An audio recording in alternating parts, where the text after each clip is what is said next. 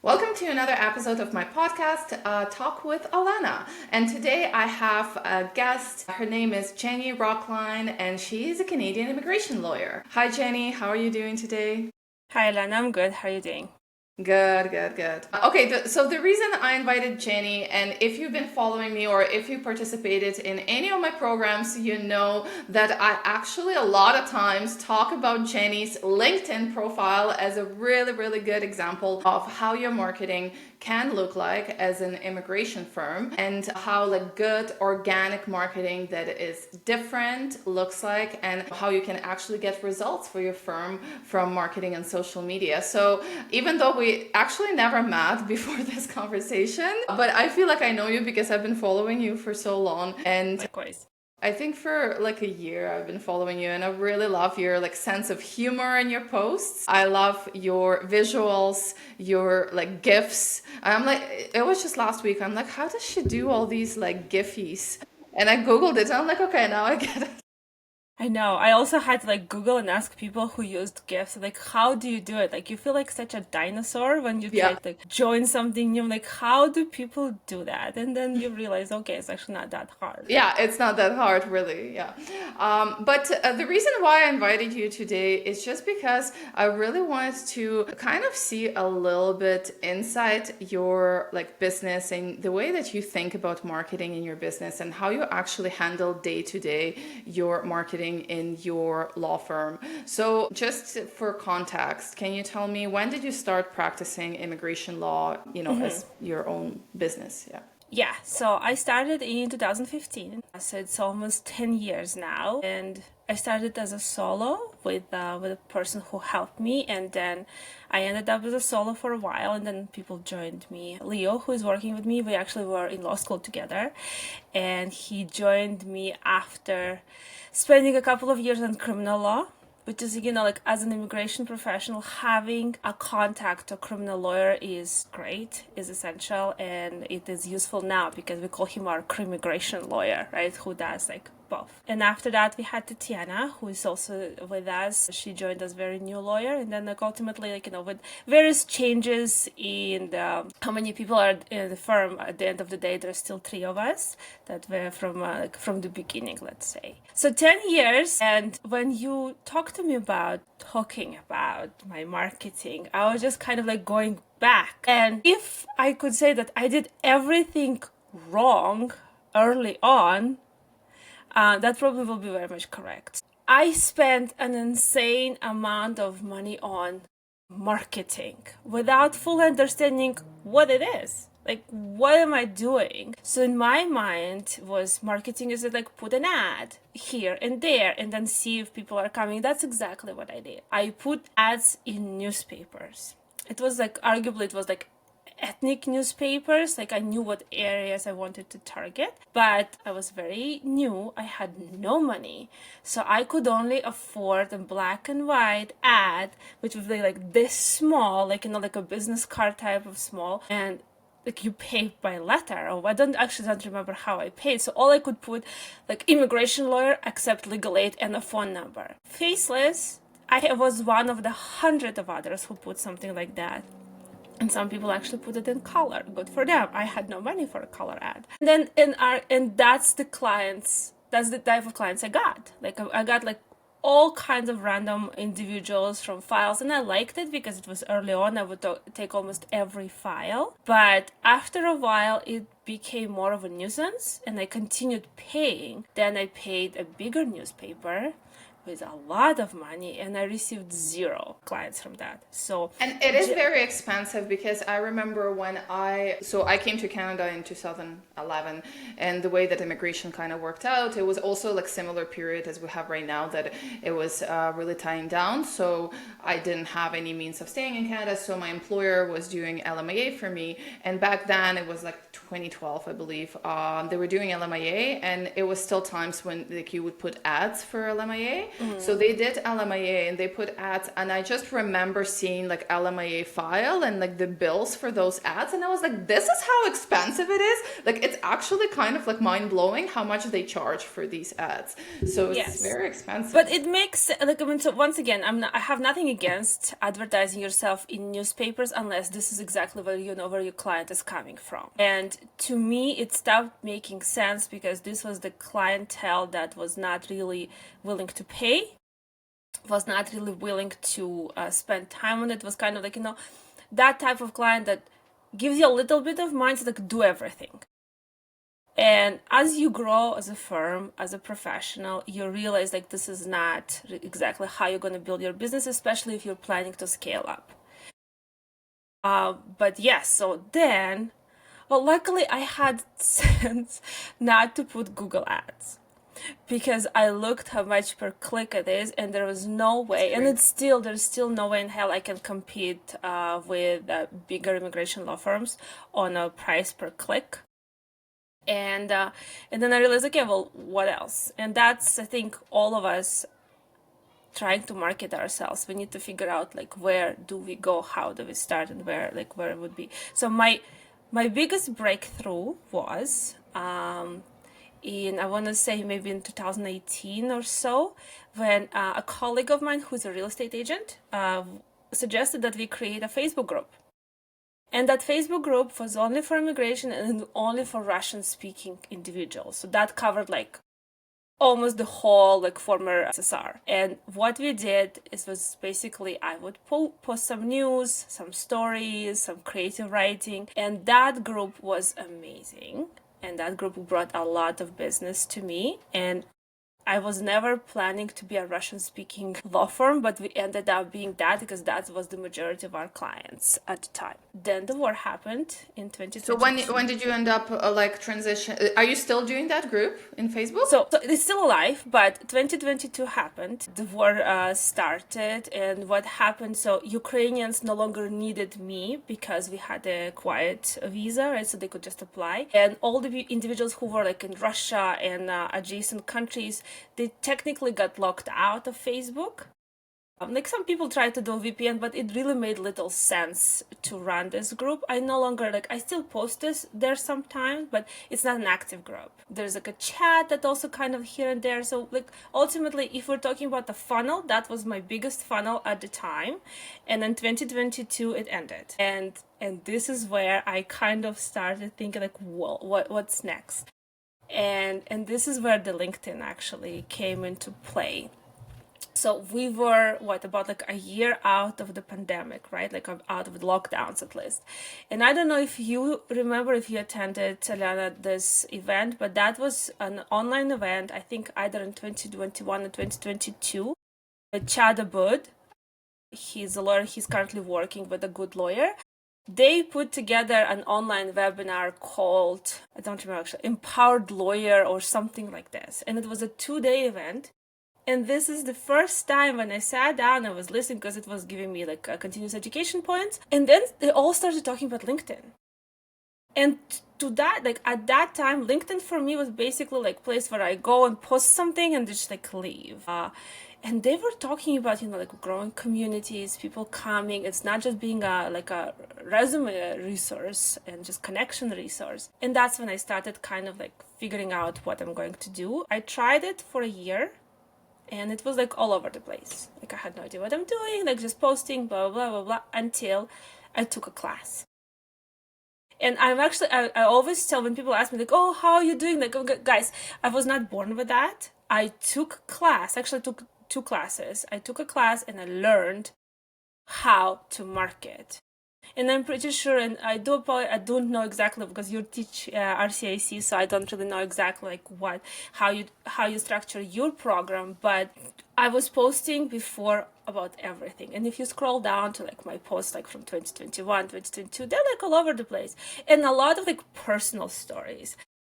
I now call it like like personal porn type of thing because like you kind of like. You throw out everything about yourself, and that does get you likes, that does give you engagement, but it doesn't give you leads. Exactly. right? So, and I did that. And then once I took a class with Sarah Oos, and we did, and she did specifically for, like, LinkedIn for legal professionals. And that's when it was like a complete change in how I look at marketing, what I understand about marketing. In preparation for our podcast, you said no preparation needed, but I had to kind of like just remember what I did. And to the listeners, if you're looking like if there's anything to read, I did read the book, This is Marketing. And that was like also kind of just like structuring it in your head. Because to me, marketing was throwing ads and just writing about how awesome I am and how many cases I won and look at this, but it didn't really talk to the audience, right? And you also, I saw you teach that as well. Talk to your audience, define who your audience is, and then solve their problems. So the fact that I also give this example when I'm talking about this, we have colleagues, both consultants and lawyers, who just post like decisions. I like it because I'm a lawyer. I like reading the decisions. But my client who is a window installer is not going to read that. It says nothing to him. Like, good for you, you won a case. What does it mean for me? And I think that's exactly that's when the mind shift happens, when you understand what are you doing, who are you targeting, and how you're structuring it. Exactly. Yeah, thank you so much. That's such a great background about you, because I was really, as I was like getting ready and preparing myself to this podcast, I'm like, okay, what questions am I really interested to ask you? And I'm like, it's really interesting always for me to see behind the scenes of like thought process of how you even like get to the point of having that community and like doing and being motivated to do organic marketing, right? Because you need to see results to be motivated, which is a lot, like it's hard for a lot of people as well. I have a very practical question because I am a very practical girl. Sure. Can you tell me, so how many times per week do you post, and how your LinkedIn post creation looks like? Like, do you create pictures yourself? Do you create copy yourself? Do you do it in batches, or you do it every day? How does that look like practically? Okay. The proper way, which I try to do but doesn't always work. So I dedicate at least 2 hours, usually on Monday, when I structure my calendar for the whole week. So I have a Notion calendar that was provided to me through the class that I took. So I put basically in the calendar like what the topics will be, what I will cover in this. And I try to stay like if that week I'm talking about like refusals, so that's kind of like going to go the same way throughout the whole week. So 2 hours a day to plan a week ahead. That's usually is enough. Of course, it doesn't happen. And our immigration changes, and like Minister Miller will come like one day and say like, okay, actually, no, I'm doing this. And I have to restructure my whole week because it no longer makes sense and I'm not going to draw people's attention. So then you have to redo it. So on LinkedIn, I do everything myself. So I don't use anyone else. So I have social media, which is being handled by someone else, like Facebook and Instagram, but it's different purpose, right? So like, I mean, if you want to talk to me directly and like see what I thought, that's going to be LinkedIn in terms of connection. So those 2 hours, that is like, as you said, like properly to be done, it should be 2 hours. So in 2 hours, do you write those 5 posts and fully prepare them and like have it done? Or do you only like lay it out in terms of like planning and topics? So it depends. Sometimes I will write everything down, I'll prepare and I'll schedule them on LinkedIn. But it's risky sometimes because like sometimes you schedule something and you forget that it went out, and you need to engage, right? You need to engage with the audience after you post it. So for example, I have a scheduled post that went in at 10 right now, which is like 20 minutes ago. It's not something that I expect a lot of people will engage, but in any sense, like you want to continue engaging to bring your post up so other people will see. But yes, so 2 hours helps me figure out what will be like the hook, what will be like either it's a carousel or a text post, and then figuring out what topics I will talk about. I think we all know now that ChatGPT now has Canva incorporated in it. I haven't used it. I use ChatGPT usually for like language corrections and like something like that. So I will write my post and say like, okay, tell me like how it looks, criticize it and all of that. But I haven't used it on Canva because what I have in terms of my carousels and my templates, this is something that I had and I'm just using and reusing it, and I have like different variations. It helps in its structures, because we're all busy and life happens, and it's annoying like when I will miss 3 or 4 days, and you know that you need to post at least 3 times a week to remain kind of active and to have your posts visible to others. My 3 days used to be Wednesday, Friday, and Sunday, because I figured like those are the days that I can do. But now summer's coming, I have 3 kids. It's really hard sometimes to do stuff on Sunday. So I realized I have to shift it to Monday. So I'm going to be posting on Mondays more, just because like, otherwise my next post would go from Friday to Wednesday, and it's a long break. So how much time would you say you spent on those like days that you know that your posts are coming out? How much time like daily would you spend there? Because as you said, you need to engage. LinkedIn is all about like engagement and like commenting and all of that kind of stuff, and like building connections and relationships. So how much time do you spend? So at least an hour per day I spend on LinkedIn. And that's just like, just commenting on my posts and also engaging with other individuals and just having, and LinkedIn has a new feature now when you can actually see how many people had access to your impressions on your comments, right? And that's great, because that also, it only works seems to be like for your geographical location. So I can only see it for people who are in North America. I don't see it on European posts, but either way, like, you have an idea that people are reading, people are engaging. At least an hour. There's some colleagues that post like every half an hour, but it's usually US colleagues now, and they always have a lot of stuff to say now about immigration. So like, everything, like every half an hour something new happens. But I understand that they're targeting, and they want to be exposed more, but I won't do that, because first of all, for me to structure and to create the way I want the engagement to be happening, it's not going to be like a quick post. It's not a Twitter for me, in a sense, like, let's just write like, this is what happened.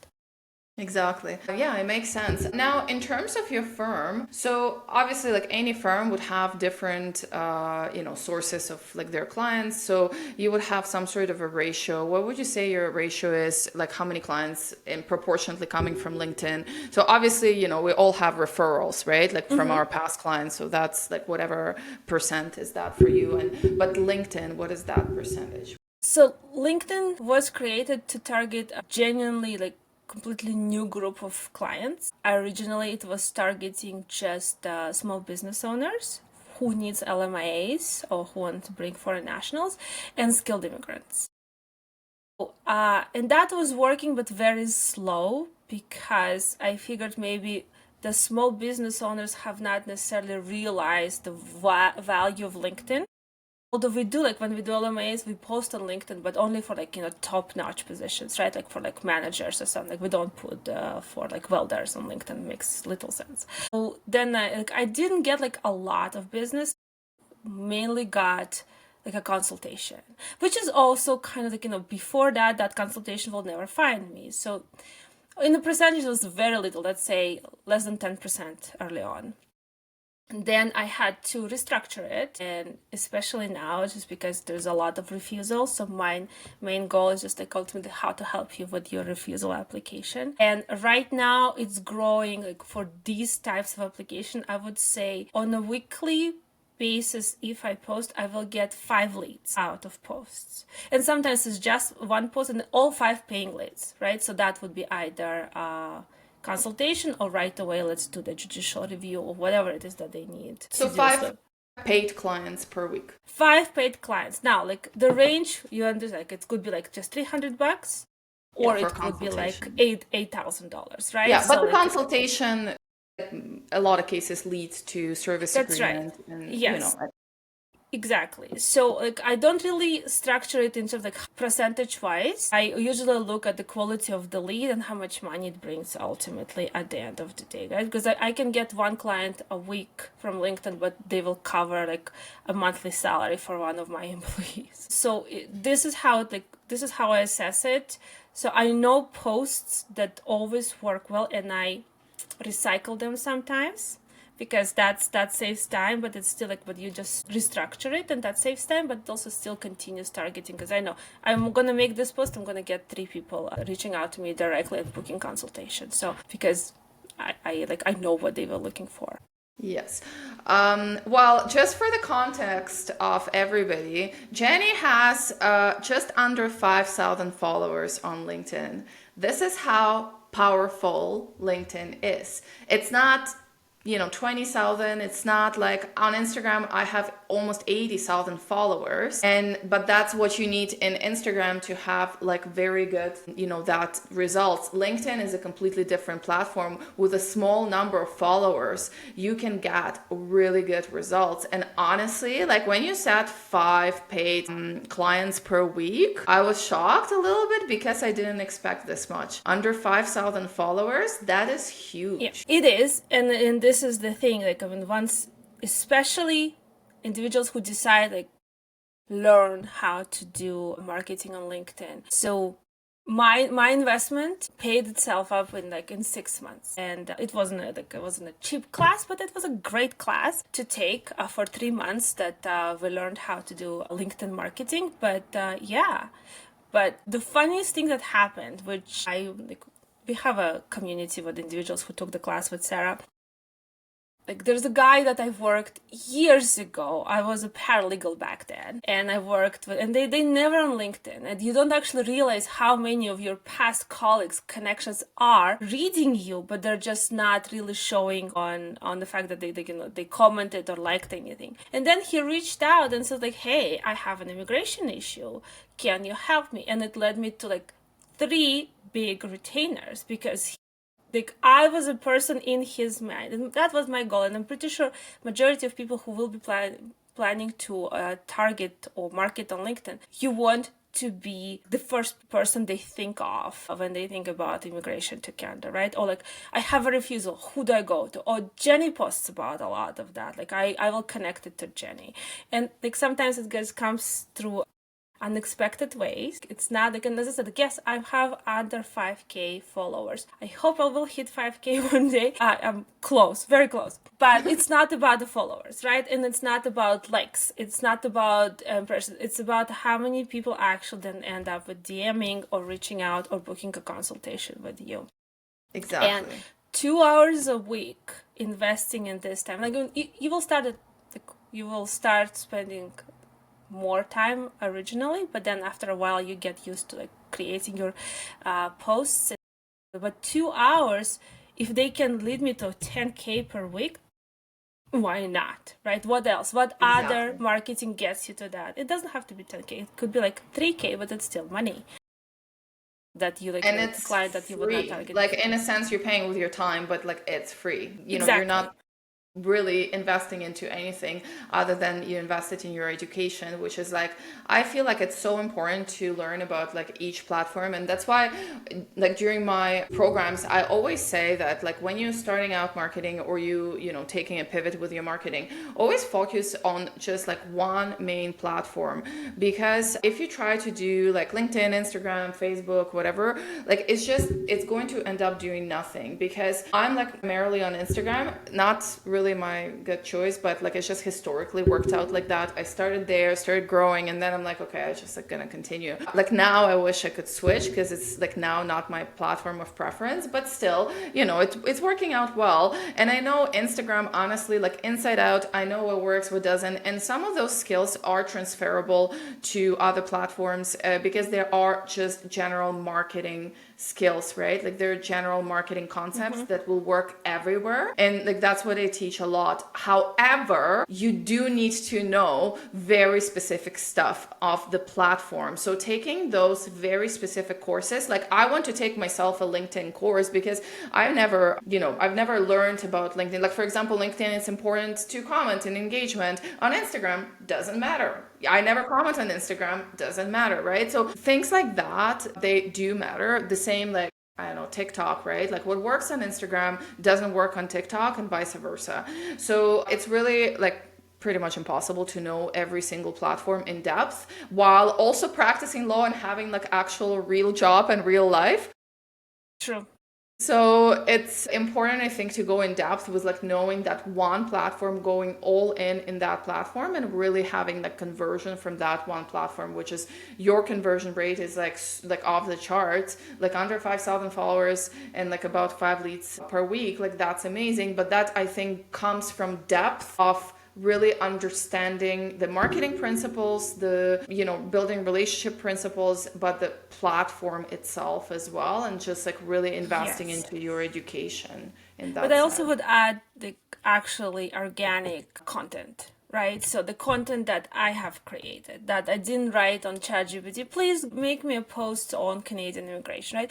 And Exactly. I think we professionals who do marketing quite often tend to fall in like the easiest way. And like once again, I can do, but it's not gonna be special. And I want to be special, and I want it to be funny because our field is really not funny most of the time. It's actually devastating quite often. But I want to be funny. I want you to smile a little bit. I also want you to connect. It's like, oh, you know what? Yeah, that's the association I'm gonna go with. So it is hard. I don't think there's an easy way around it. Like, can you pay a social media manager? Yes, you can. Absolutely. And they will do their best. But I think you and I had this conversation on LinkedIn when I said like their goal is to serve more people with the same template. You like no one can steal your template. So when I sometimes talk to Sarah about like when someone comes and takes her class and it's like from immigration field, I laugh. So like, oh no, competitor. But it was a joke, of course, because like no one can compete with me because my stuff is my stuff.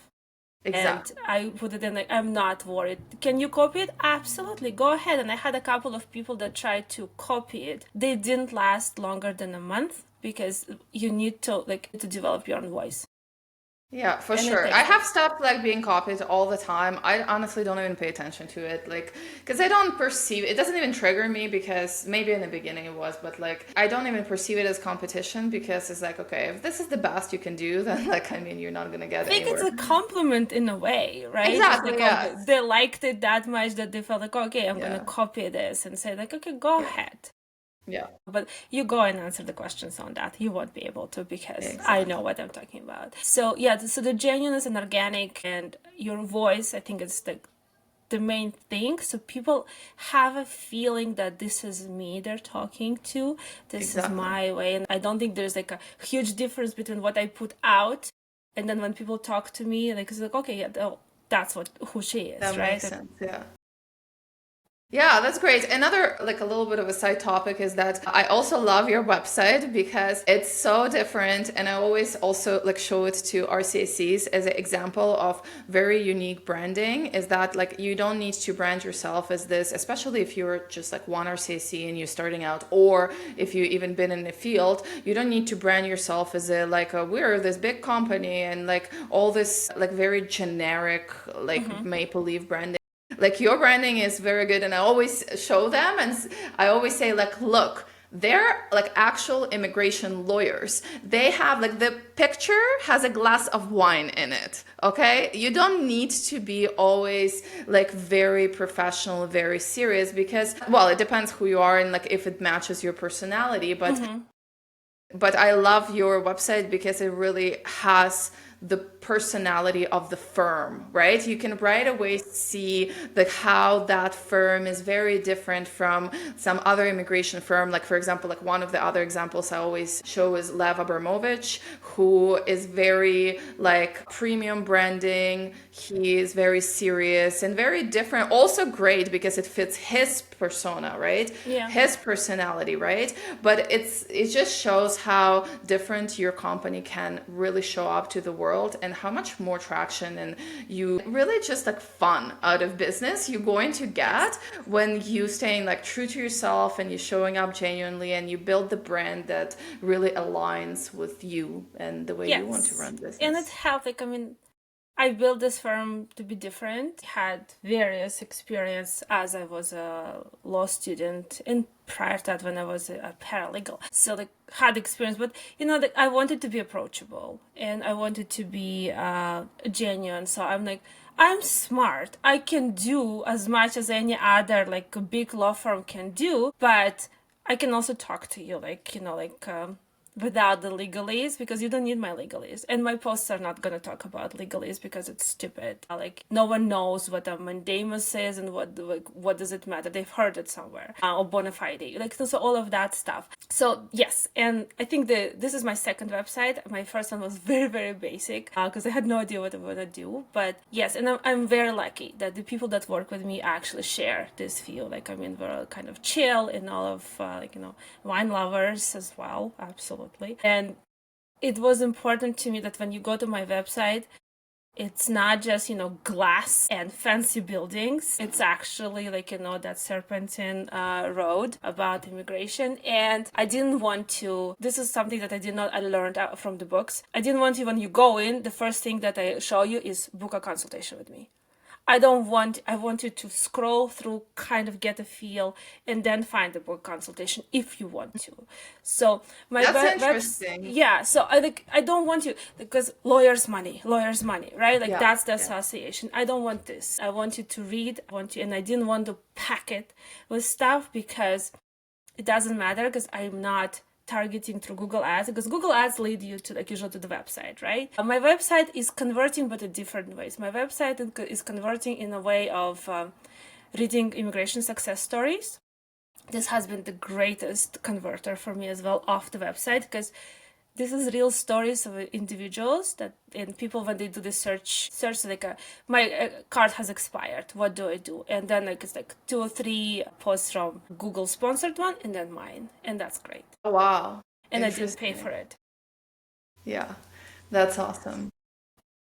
Yeah, well, thank you so much for today. I honestly learned so much from you, and it's very, very inspirational, because I hear, working with RCICs and lawyers, I hear all the time that they don't have time for marketing. They don't want to understand it. You know what I mean? This is, I think, is the biggest barrier for me always, is just to explain that this is important for you to actually understand how marketing works, because those the general principles, then you can apply them really, really well, because those are business principles. You cannot just outsource and pay somebody $1,000 a month or something to just magically bring you consultations or clients. It's just not going to happen. It's not. Let's say they can bring you people. It doesn't necessarily mean that's going to be good people, the leads that you want to, right? And this is also very important, because when everyone gets targeted by those companies, oh, come, we're going to bring you 100 people per week. I'm first of all, I can't handle 100 people. We're small, and I want to make sure that I have enough time to discuss something. Second of all they do is waste my time. Why do I care that I got 100 people, right? I want a quality client, and I think individuals that you teach and individuals that trying to figure it out by themselves. And this is the reality of our world. Develop your own brand, Alana's brand, Jenny's brand. It's not Jenny and Legally Canadian. I'm not developing Legally Canadian. I'm developing Jenny that is connected to Legally Canadian. The same as you. I don't know what your course name. I know you as Alana, and that's I know what you're doing. And I think RCICs, although I will say that I think RCICs in general are much better on LinkedIn than my colleagues, than immigration lawyers. And I think it's because immigration lawyers feel we're so posh. We have to talk about this stuff. I like RCICs, a lot of them, and I follow many of them to see they're trying to be more genuine. In a way, I'm not sad that my colleagues are not good on LinkedIn. I'm okay with that. But in general, I think RCICs are doing a much better job on marketing themselves on LinkedIn, at least, than my colleagues. Yeah, well, I think immigration lawyers and RCACs do fall into a little bit different niches. Even you right now at this point, you're targeting refusals a lot, right? And that's what I see a lot of immigration lawyers do, which makes complete sense to do, right? When RCACs, they're not rarely they're targeting refusals, sometimes but rarely they're targeting that. So it is a little bit different niches. So I understand why the marketing would be a little bit different, because there is a difference between a lawyer and RCAC. But still, RCICs have it a bit more fun, I would say, and LinkedIn. I think so, and I like to see it, and I always talk to my I mentor a few young colleagues, lawyers, and I say look, Like, I mean, like, you don't have to be like if with your nose up, it's like, oh, I went to law school. That's fine. Good for you. I went to law school too. Let's now get down to business. And let's actually talk to your clients and not just say, like, I went to law school, here's my diploma. No one cares anymore. Yeah, I love that. I absolutely love that. And I think that's the biggest thing that really attracted me to your brand. Generally, like LinkedIn and website, it's just that, like, how relatable you are and that you're just very simple and very approachable. Yeah, That was I the love goal. that. All right, well, thank you so much for your time. I really, really enjoyed it. And yeah, we'll be in touch. And I'll put in the description link to your LinkedIn profile and your website so people can check it out. Thank you. Thank you.